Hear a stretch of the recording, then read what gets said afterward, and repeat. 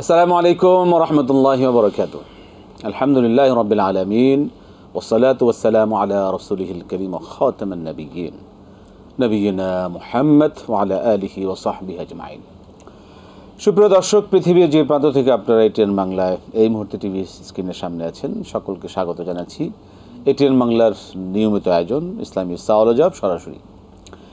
এই আয়োজনে আপনি আপনার জীবন ঘনিষ্ঠ যে কোনো প্রশ্নের জবাব ইসলামী শরীর আলোকে জানবার সুযোগ পাচ্ছেন।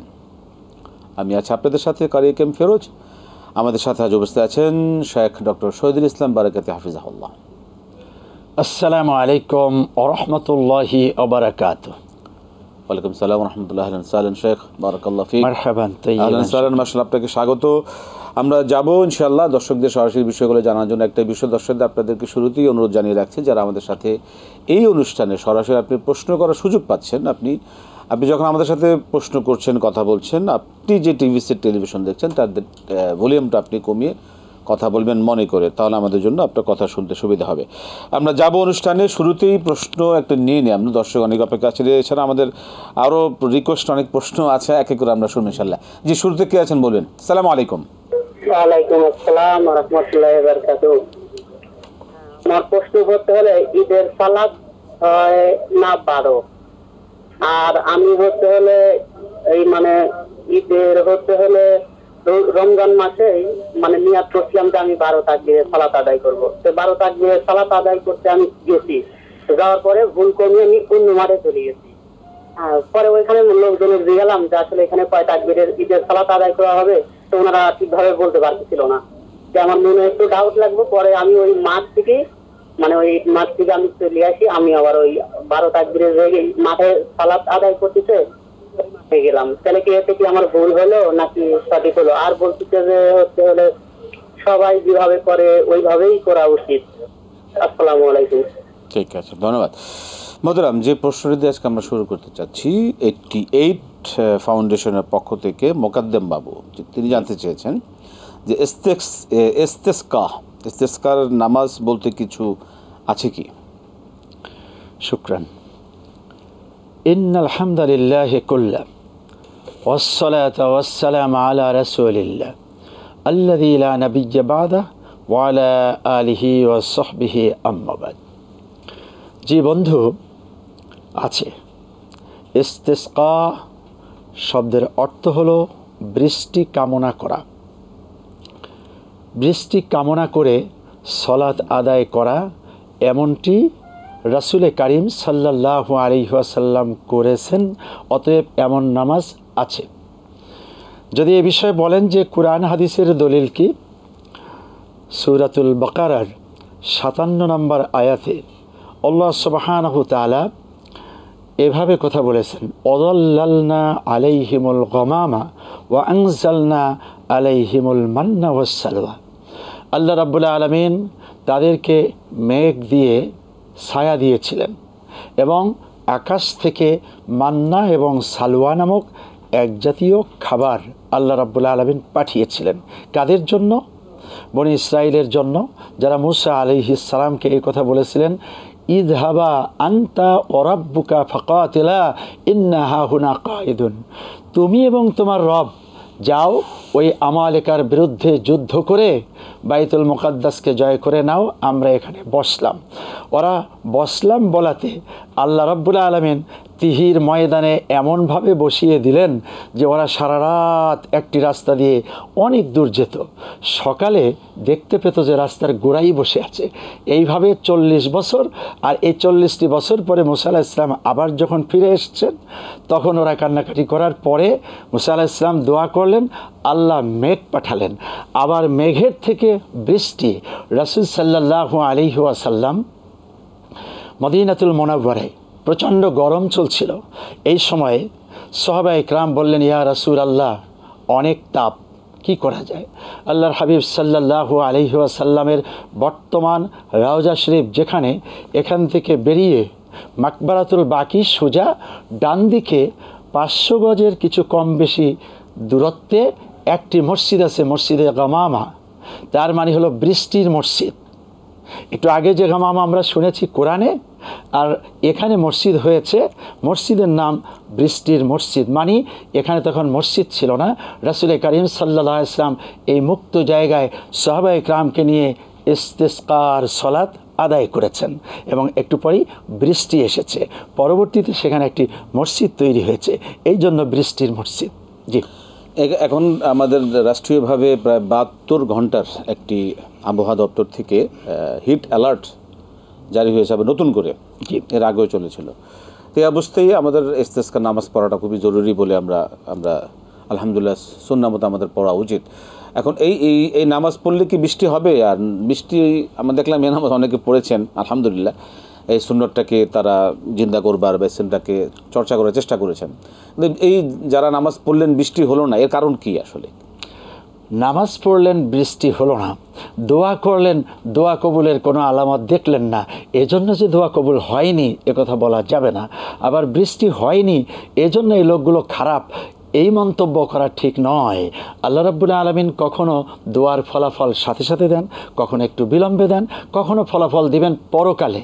ঠিক বৃষ্টি কখনো সাথে সাথে আসে, আবার কখনো একটু পরে আসবে। আর আসুক চাই না আসুক, রাসূল যে আমল করেছেন আপনাকেও সে আমল করা উচিত।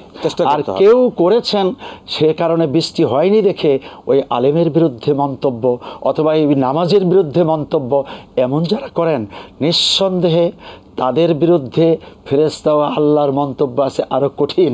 কেন? তারা দোয়া ও নামাজের বিরুদ্ধে মন্তব্য করেছেন, নিঃসন্দেহে তারা পাপী, নিঃসন্দেহে তারা বুঝেন না, নিঃসন্দেহে এরা ইসলামের বিরুদ্ধে ধৃষ্টতা প্রদর্শন করছেন। একবার পড়েছেন হয়নি, আবার পড়বেন, আবার পড়বেন। কিন্তু অনেক জায়গায় হয়েছে, জি আলহামদুলিল্লাহ, অনেক জায়গায় তারা নামাজ পড়েছেন, বৃষ্টি হয়েছে। আমাদেরকে ইনশাআল্লাহ আমরা পড়তে থাকি, একবার না হলে আবার পড়তে থাকবো।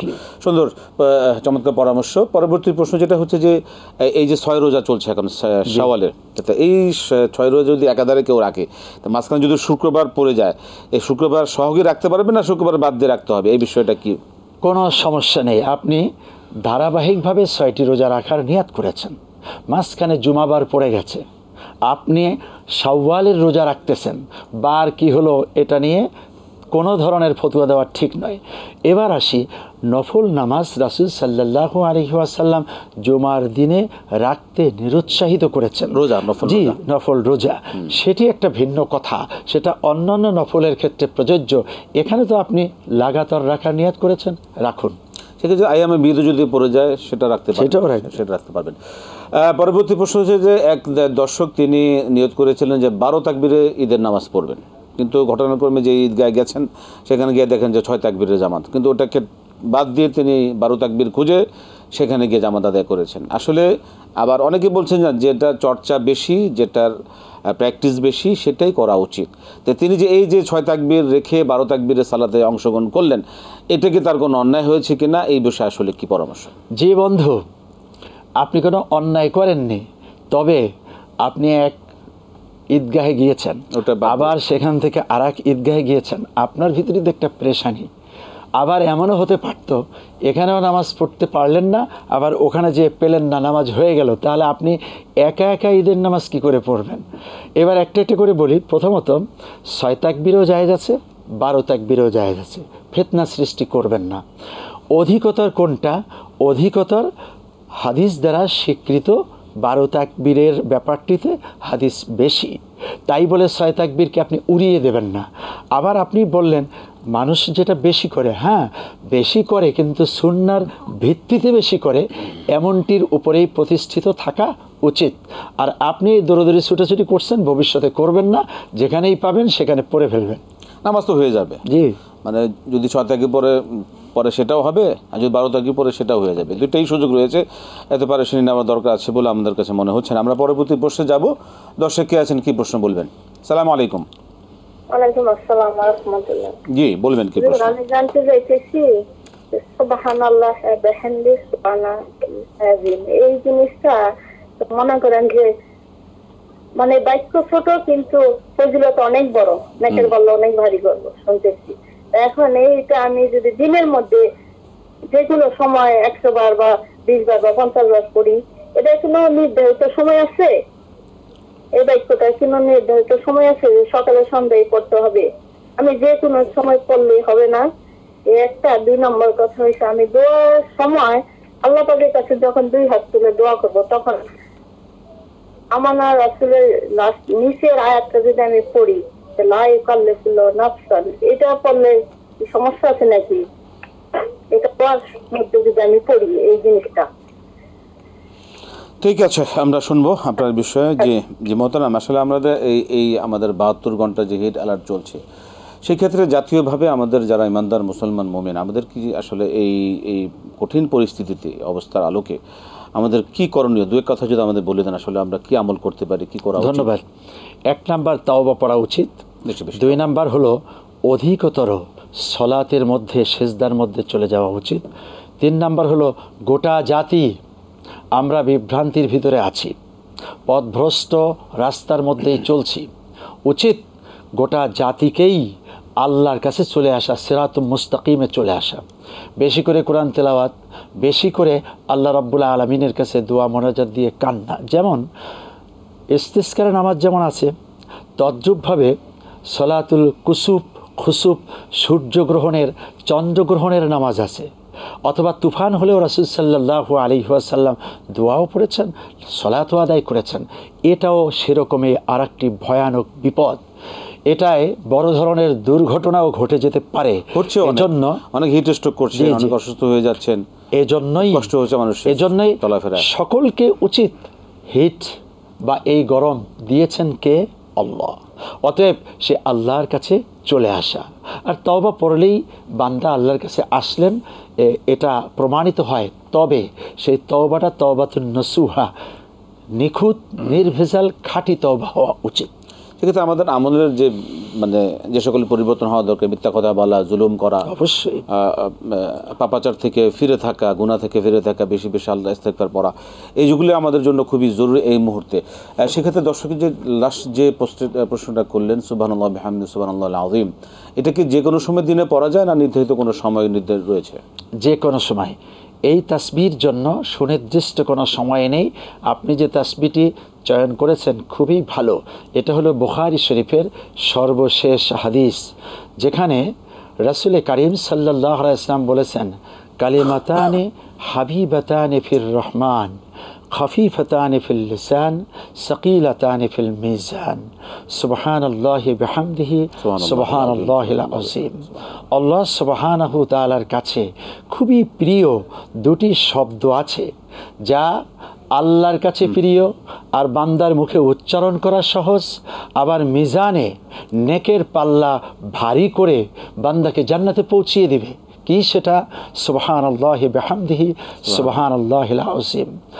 সকল প্রশংসা এবং পবিত্রতা কেবলমাত্র আল্লাহ সুবহানাহু তাআলার, এবং সুমহান আল্লাহ, তার জন্যই পবিত্রতা জ্ঞাপন করছি।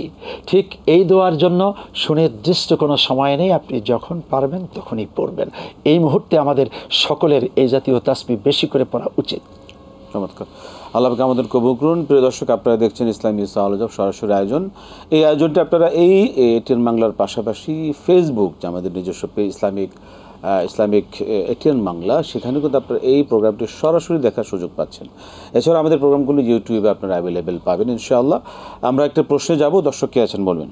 জি, আসসালামু আলাইকুম। ওয়ালাইকুম সালাম ওয়া রাহমাতুল্লাহ। বলুন কি প্রশ্ন? জি, আমি বগুড়া থেকে নাশিদ বলছিলাম। জি নাশিদ, বলবেন। জি, আমার একটা নামের অর্থ জানার খুব জরুরি ছিল। আমার একটা ছেলে সন্তান আসছে, আমি তার নামটা রাখতে চাচ্ছিলাম। তো আর নামটা হচ্ছে ইউশা। ইউশা? জি, হর্ষই হর্ষু। হ্যাঁ, ইউশা পেয়েছি। জি, ধন্যবাদ। আমরা শুনবো আপনার বিষয়ে।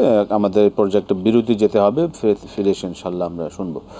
প্রিয় দর্শক, আপনারা দেখছেন ইসলামী সাওয়ালজব সরাসরি আয়োজন। সময় হলো একটি বিরতি নেবার, ফিরছি বিরতি পর আবার ইনশাআল্লাহ আপনাদের সাথে এই সরাসরি আয়োজন। আমাদের সাথে থাকবেন ইনশাআল্লাহ। আসসালামু আলাইকুম ওয়া রাহমাতুল্লাহি ওয়া বারাকাতুহু। প্রিয় দর্শক, ফিরে এলাম বিরতির পর ইসলামী সাওয়ালজব সরাসরি আয়োজন। আমরা বিরতির আগে যে প্রশ্নগুলো শুনছিলাম, এরকম দর্শক আপনি তো আমরা জবাবগুলো শুনে নিই একটু। মোহতারাম, এর আগে একটা প্রশ্ন ছিল, এক দর্শক জানতে চেয়েছিলেন যে দোয়ার মধ্যে যদি আমরা যে সূরা বাকারার শেষ আয়াতের অংশগুলো, যে লা ইউকাল্লিফুল্লাহু নাফসান ইল্লা উসআহা, এই আয়াতগুলি পড়লে কি কোনো সমস্যা আছে কিনা বা পড়া যাবে কিনা? পড়া তো যাবেই, সমস্যা মোটেও নেই, বরং চমৎকার দোয়া আল্লাহ শিখিয়েছেন। এখানে আছে ওয়াফু আন্না ওয়াগফির লানা ওয়ারহামনা আনতা মাওলানা ফানসুরনা আলাল কওমিল কাফিরিন। এর চেয়ে চমৎকার দোয়া আর কি হতে পারে, আপনি পড়বেন। ভালো। ইউশা নবজাতকের নাম রেখেছেন, এটা অর্থ কি বা ঠিক আছে কিনা? আপনি নামটা চমৎকার চিন্তা করেছেন, ইউশা ইবনে নুন। এই যে বর্তমান ফিলিস্তিনে গাজায় পশ্চিম তীরে যুদ্ধ হচ্ছে, এখানে হযরত ইউশা আলাইহিস সালাম এসেছিলেন এবং তার নেতৃত্বে সেখানে বহুদিন পর্যন্ত যুদ্ধ হয়েছিল এবং বাইতুল মুকাদ্দাস জয় হয়েছিল। নামটি অর্থটা এটা হিব্রু ভাষায়, ওখানে হেব্রন একটি জায়গা আছে, সেখানে তার জন্ম। এজন্য আপনি হিব্রু ভাষায় ডিকশনারিতে কি আছে দেখে নিন, গুগলে সার্চ দিন, একজন নবীর নাম যেহেতু, আর এটা হিব্রু ভাষায় কি হতে পারে। নামের বিষয়ে আমরা অনেকবার কিন্তু বলেছি যে আসলে এগুলো আপনারা আপনাদের কেন্দ্রিক চিন্তা করবেন, সকল নামের অর্থ এখান থেকে বলে দেওয়া হবে না। আহসান, মাশাআল্লাহ। আমরা প্রশ্নে যাব, দর্শক কে আছেন বলবেন। আসসালামু আলাইকুম। আসসালামু আলাইকুম। ওয়ালাইকুম সালাম ওয়া রাহমাতুল্লাহ। জি, ইসলামী সওয়াল জবাব। জি জি, ইসলামী সওয়াল জবাব, সরাসরি আপনার সাথে কথা বলছি, বলুন কি প্রশ্ন। জি জি, আসসালামু আলাইকুম ওয়া রাহমাতুল্লাহ। ওয়ালাইকুম সালাম ওয়া রাহমাতুল্লাহি ওয়া বারাকাতুহু। জি জি হযরত, আমি এই রোজ যাকাত সম্পর্কে একটু জানতে চাচ্ছিলাম। বলবেন। প্রথম প্রশ্নটা আমার হলো, যাকাত কি সারা বছর দেওয়া যাবে? আর দ্বিতীয় প্রশ্নটা হলো, যদি স্ত্রীর যাকাত দেওয়ার উপযুক্ত হয়, স্বামীর যদি যাকাত দেওয়ার না থাকে, তা স্ত্রীর থেকে যাকাত নিতে পারবে? আর তৃতীয় প্রশ্ন হলো, আপনার ওই যাকাত যে দিবে এবং যাকে দিল, সে যদি টাকাটা আবার যাকাত যে দিয়েছে তাকে যদি আবার ফেরত দেয়, এটা কি হয়ে যাবে যাকাত? জি, ধন্যবাদ। আসসালামু আলাইকুম। যাকাত দেওয়া আবার ফেরত দেওয়া আবার যাকাত, ঠিক আছে, ধন্যবাদ। শুনবো আমরা। জি মোহতারাম, যাকাত কি সারা বছর দেয়া যাবে? যাকাতের টাকা সারা বছরই দেওয়া যাবে, আপনি অ্যাডভান্সও দিতে পারবেন, তবে একটা যাকাত বর্ষ হিসাব করে আপনার রাখতে হবে। চান্দ্র বছরে আপনি যেমন হিসাব করলেন জিলহজ মাসে যাকাত দিবেন, তাহলে প্রতি বছরে এই জিলহজে বছর পূর্তি। এরপরে হলো আপনি ইচ্ছে করেছেন অ্যাডভান্স দিয়ে দিবেন, ইচ্ছা করেছেন যখন তখন দিবেন, কারণ যখন তখন প্রয়োজনও হতে পারে। আপনার ভাই না খেয়ে কষ্ট পাচ্ছে, কোনো একটা ছেলে মাদ্রাসায় ভর্তি হতে পারছে না, কোনো একটা লোক এখনই অ্যাক্সিডেন্টে তার অবস্থা খুব করুণ হয়েছে, আপনার যাকাত থেকে তাৎক্ষণিক দিয়ে দিবেন, সারা বছর দেওয়া যায়। চমৎকার। স্ত্রী কি স্বামীকে যাকাত দিতে পারেন কিনা? না, অবশ্যই না। কয়েকজন ব্যক্তিকে যাকাত দেওয়া যাবে না, স্বামী স্ত্রীকে, স্ত্রী স্বামীকে। একইভাবে ছেলে বাবাকে, বাবার বাবা ঊর্ধ্বে যা আছে, আবার ছেলে নিচের দিকে, ছেলের ছেলে ছেলের ছেলে নিচের দিকে যত আছে, অনুরূপভাবে মা মায়ের মা মায়ের মা উপরের দিকে যত আছে, নিচের দিকে যত আছে, এরকম জায়গাগুলি একটু মনে রাখবেন। স্বামী স্ত্রীকে যাকাত দেওয়া যাবে না, সন্তানকে যাকাত দেওয়া যাবে না। এরা তো পরস্পরকে সবসময় এমনিতেই দিবে, দেওয়ার দায়িত্ব হক তাদের আছে। মোহতারাম, সেই ক্ষেত্রে স্বামী স্ত্রীর তো আর উপরেও না নিচেও না, এটা তো সমান সমান, এই জন্য এটাকে আলাদা বলে দিচ্ছি।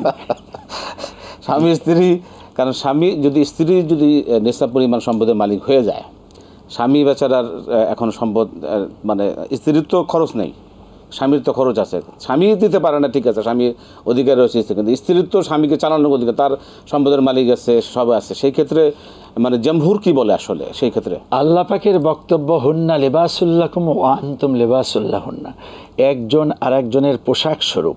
তার মানে স্বামী স্ত্রীর জন্য, স্ত্রী স্বামীর জন্য হলো পরস্পরের দায়িত্ব আছে, হক আছে, এই হক আদায় করবে। অতএব এখানে যাকাত একজন আরেকজনকে দিলে আসলে একজন হয় মিসকিন আর আরেকজন যাকাত দাতা, এই জায়গাটায় শরিয়াত অ্যালাউ করে না। কিন্তু আমাদের এখান থেকে এক আলেম কিন্তু এই বিষয়ে বলেছিলেন যে দেওয়া যায়, স্ত্রী স্বামীকে জাকাত দেওয়া, যেটা নিয়ে আমরা অনেক মজা করেছিলাম। আচ্ছা, যদি এরকম কিছু বলে থাকে তাহলে বিষয়টা আমরা পরবর্তীতে আমরা আলোচনা আবার শুনবো আমরা। ধন্যবাদ আপনাকে। আচ্ছা, জাকাতের একটা যেটা হচ্ছে যে শেষ প্রশ্নটা কি ছিল, আমি আবার আসবো, একটা প্রশ্ন নিয়ে নিচ্ছি আমরা। যে দর্শক কে আছেন বলবেন। সালাম আলাইকুম। আসসালামু আলাইকুম। ওয়ালাইকুম সালাম। জি, আমার একটা প্রশ্ন ছিল। জি বলবেন। জি, আমার প্রশ্নটা হলো, ইসলামের জন্য নারীরা বাইরে যেতে পারবে কিনা, কি দাওয়াতি কাজের জন্য? সেখানে যদি স্বামীরা বাধা দেয় যে না তুমি বাইরে যেতে পারবা না, কি বাইরে যেতে দিতে চাচ্ছে না, যে না তোমার জন্য ঘরই ফরজ, বাইরে যাওয়া লাগবে না, এখানে ইসলাম কি কতটুকু নারীকে বাইরে যাওয়ার জন্য তাগিদ দিয়েছে, এটা জানার জন্য। অনেক ধন্যবাদ। জি, আমরা শুনবো আপনার বিষয়ে। পরে আরেকটা প্রশ্ন নিয়ে নিই। যে দর্শক কে আছেন বলবেন। দুঃখিত, আরেকটা প্রশ্ন যে কি জাকাতের শেষে একটা কী প্রশ্ন ছিল, আমি তিনটি, এই জন্য প্রশ্ন একজন বেশি হয়ে যায়। আচ্ছা, যে প্রশ্নটা এখন দর্শক করলেন, দাওয়াতের কাজে যদি কোনো মহিলা বাইরে যেতে চান, সেক্ষেত্রে কি স্বামী বাধা দিতে পারেন কিনা, বা বাধা দেওয়া উচিত কিনা, বাধা দিলে মানা উচিত কিনা? জীবন, এই প্রশ্নটি অনেক গুরুত্বের দাবিদার।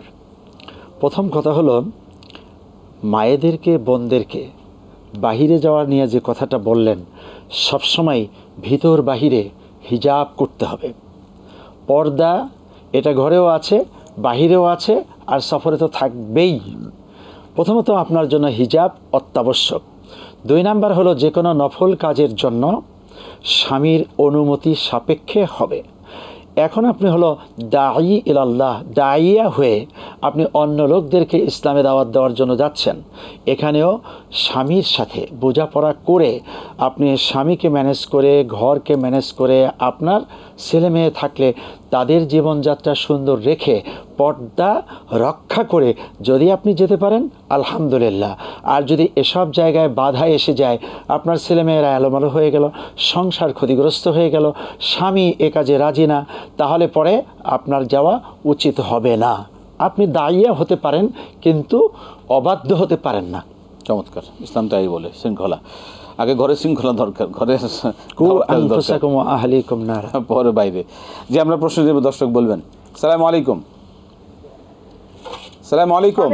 ওয়ালাইকুম আসসালাম। আসসালামু আলাইকুম। ওয়ালাইকুম সালাম। জি, সালামি চলতেছে, বলেন কি প্রশ্ন? জি, আমি গাইবান্ধা থেকে আয়শা সিদ্দিকা বলছি। জি বলবেন।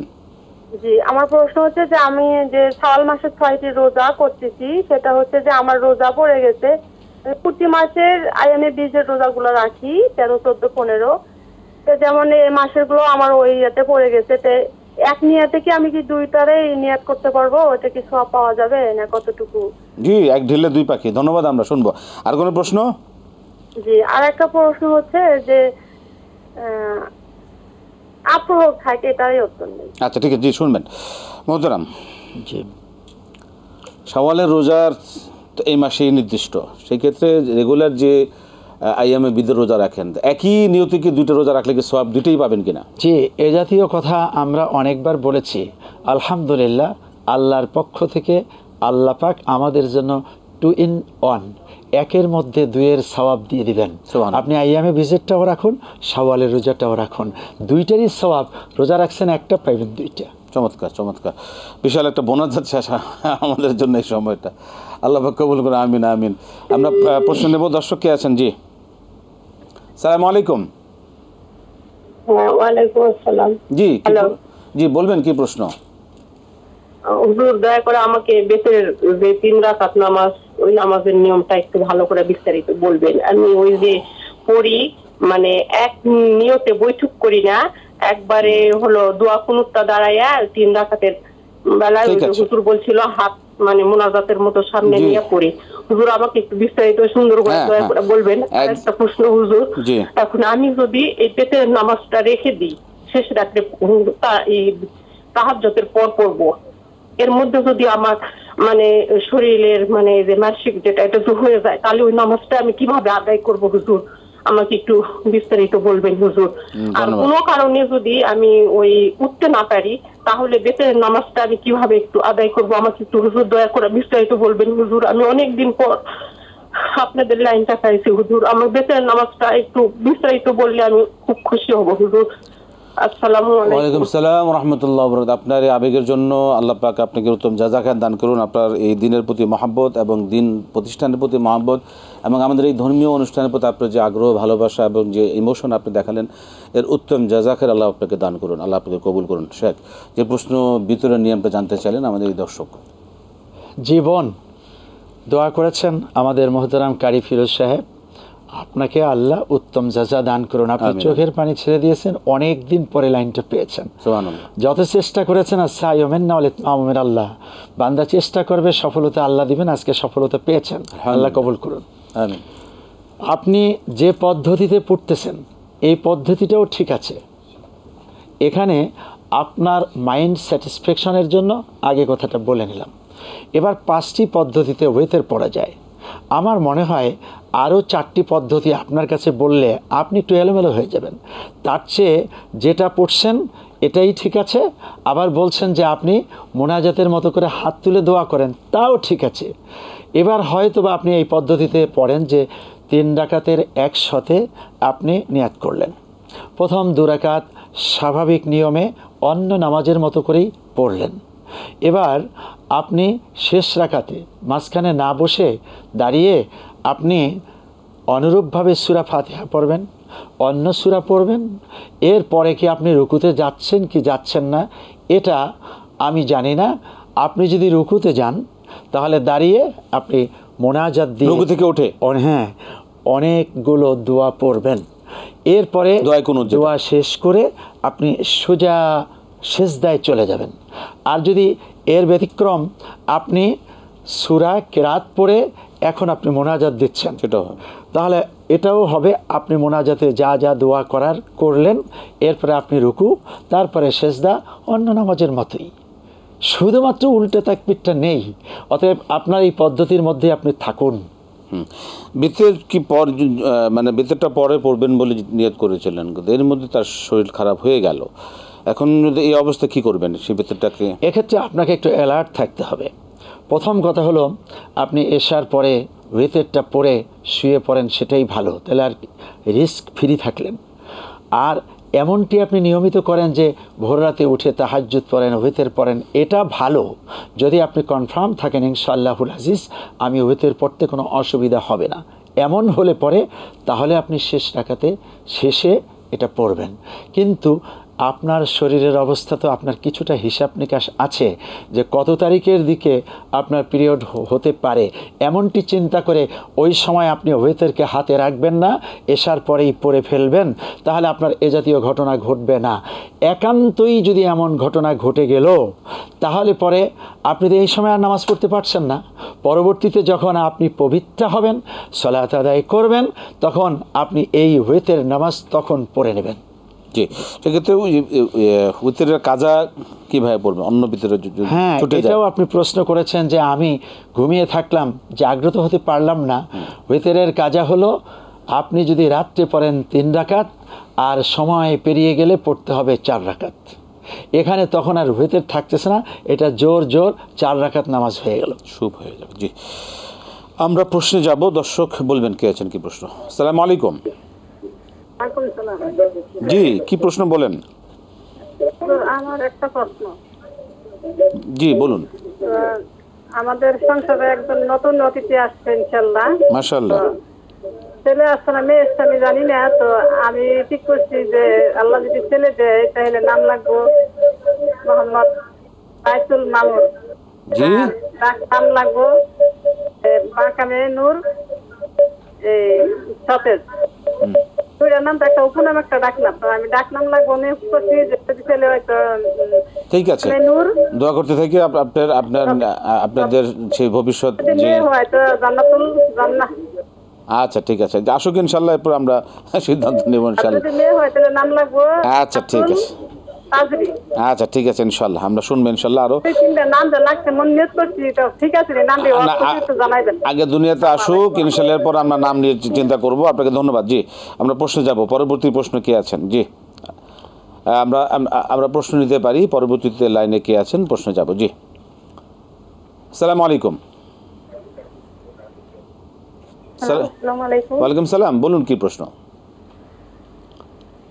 হ্যালো, আসসালামু আলাইকুম। ওয়ালাইকুম সালাম। জি, কি প্রশ্ন আছে বলুন।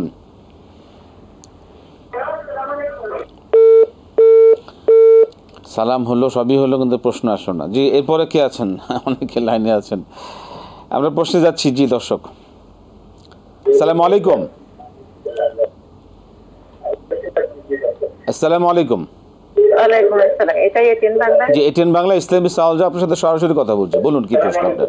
ওয়ালাইকুম আসসালাম। আপনি প্রিয় দর্শক, আপনি আপনার টেলিভিশনের ভলিউমটা কমিয়ে আপনি প্রশ্ন বলুন। জি, প্রশ্ন বলুন। আসসালামু আলাইকুম। ওয়ালাইকুম সালাম, বলুন কি প্রশ্ন। কালকে আমি একটা প্রশ্ন করিলাম, কিন্তু হুজুর আমার বললেন যে মানে আমার আব্বা বিয়ে করেছে ওই মহিলা বলছে এইটা হবে না, কিন্তু আমরা জানি যে ওই মহিলার তালাক হয়নি, অতএব আব্বার সাথে তো বিয়ে হয়নি, এই জন্য আমরা মহিলা বলছি। আমরা কিন্তু মানে আব্বার বিয়েতে আমরা রাজি ছিলাম, কিন্তু আমাদের না জানাইয়ে উনি উনার ইচ্ছে মতো মানে আজকাল ব্যবসা করা কিছু ইয়ে আছে না মহিলা, ওই রকমের আর কি, সেরকমের মহিলা বিয়ে করছে। এই জন্য আমরা আমরা প্রথমে গেছি, ঠিক আছে, তাকে সবাই মেনে নিছি, কিন্তু পরে যখন জানলাম যে এই অবস্থাটা তালাক হয়নি, তখন আমরা আর কি এটা তার মহিলা বলেছি। ঠিক আছে, ঠিক আছে, আমরা সার্বিক বিষয় আর কি আপনাকে মূলত ওই বিষয়টাকে, যে আমরা আসলে যেহেতু বাবার ওয়াইফ হয়ে গেছে, এরপর তিনি আমাদের সম্পর্কে মাই হন। আপনি একবারও মা বলেননি, শুধু মহিলা বলেছিল, এই জন্য আমাদের কাছে আসলে কে এই বিষয়টা, এই জন্য আমরা আপনাকে একটু উল্লেখ করেছিলাম। ধন্যবাদ আপনাকে। একটু আমরা সম্মানীয় সকলের সাথে কথা বলবো। আপনাকে অসংখ্য ধন্যবাদ। জি, আমরা পরবর্তী প্রশ্নে যাব। যে দর্শক কে আছেন? সালাম আলাইকুম। সালাম আলাইকুম। জি, কে আছেন? দুঃখিত, আমরা এই লাইনটা নিতে পারছি না, আমরা পরবর্তী লাইনে যাব। পরবর্তী দর্শক কে আছেন? জি, এগুলো ছোট ছোট করে জবাব দিয়ে দিই। জি, এক মিনিট। জি, আসসালামু আলাইকুম। ওয়ালাইকুম আসসালাম। জি, আমি আনামা মিজানুর রহমান বলছি। জি মিজান সাহেব বলুন। উপস্থাপক, জি, প্রশ্ন করার আগে আমি একটু দোয়া চাই সাহেবের কাছে, আপনার কাছে। আপনারা দুদিনে নাইবে রাখুন। আমার এই সোমবারে চোখের একটা বড় ধরনের সার্জারি হয়েছে, আল্লাহ হেফাজত করুন। চশমা আছে, তারপরে বলছি জি, দোয়া চাই এখন না, শুধু যখন একেবারে আল্লাহর কাছাকাছি পৌঁছবেন, আমিন, আল্লাহ যেন আমার সুস্থতার সর্বোত্তম নিয়ামত দান করে। আমিন, আমিন, আমার অতীত বর্তমান ভবিষ্যতের সকল প্রার্থনা যেন আল্লাহ কবুল করে নেয়, এই দোয়াটা আপনারা দুজনে করবেন। আমিন, আমিন, আমিন। অনেক ধন্যবাদ। প্রশ্ন হলো, জি, এই অসুস্থতার কারণে আমি কদিন করতে পারিনি। আচ্ছা আচ্ছা, প্রশ্ন হলো, এই যে নবীজি সাল্লাল্লাহু আলাইহি সাল্লামের সময় এই ঈদে এবং বিভিন্ন দিবসে সাহাবী আজমাইনগণ দেখা সাক্ষাৎে কি ধরনের শুভেচ্ছা বিনিময় করতেন? আমরা যেগুলো বাংলায় বলি ঈদ মোবারক, ঈদ ধন্যবাদ আর স্বাগতম, শুভেচ্ছা, এগুলোই আরবিতে বলতেন না অন্য কোনো ভাষা ছিল যেগুলো বললে আমাদের সওয়াব হবে, পাবো এবং শুভেচ্ছাও বিনিময় হবে? জি জি, এ পর্যন্ত সবাই অসুস্থ, দোয়া করবেন। আসসালামু আলাইকুম। ওয়ালাইকুম সালাম ওয়া রাহমাতুল্লাহি ওয়া বারাকাতুহু। ধন্যবাদ মিজান সাহেব। আল্লাহ আপনাকে শাফা আজালে কামিলা দান করে আপনার ন্যাক আশাগুলো পুরো করুন, আপনাকে সুস্থ রাখুন, ভালো রাখুন, উত্তম বিনিময় দান করুন। শেখ, এই ভিতরের পরে যে প্রশ্নটা আমরা শুনতে চাচ্ছিলাম। হ্যাঁ, কয়েকটা প্রশ্ন এখানে জমা হলো। জি জি, একটি ছিল যে নাম নিয়ে, তা আপনি মোহাম্মদ বাইতুল মামুর, বাইতুল মানে হচ্ছে ঘর, আর মামুর হয়েছে উচ্চকিত। আরে আপনি ঘরের নাম কেন সন্তানের নাম রাখবেন? এটা করবেন না। আপনি মোহাম্মদ আবদুল্লাহ বা অন্য কোনো চিন্তা করেন, সেটা আপনি চিন্তা করে রাখতে পারেন। আর একটা মেয়ে হইলে নূর কি জান্নাত রাখবেন, কি জান্নাত ঠিক আছে, নূর ঠিক আছে, কিন্তু আবার ডাক নাম কি যেন সতেজ নাকি এমন একটা কথা বলেছেন। একটু আগেই বলেছিলাম যে নামের ব্যাপারে হাতের কাছেই ডিকশনারি, হাতের মধ্যে আছে মোবাইল, একটু সার্চিং দিলেই আপনি দেখতে পাবেন ওই নামটির অর্থটা কী। যদি দেখেন যে অর্থ ভালো তাহলে রাখুন, আর যদি মন্দের দিকে যায় তাহলে এই নাম আপনারাই চিন্তা ভাবনা করে রাখবেন না বাদ দিবেন। চমৎকার।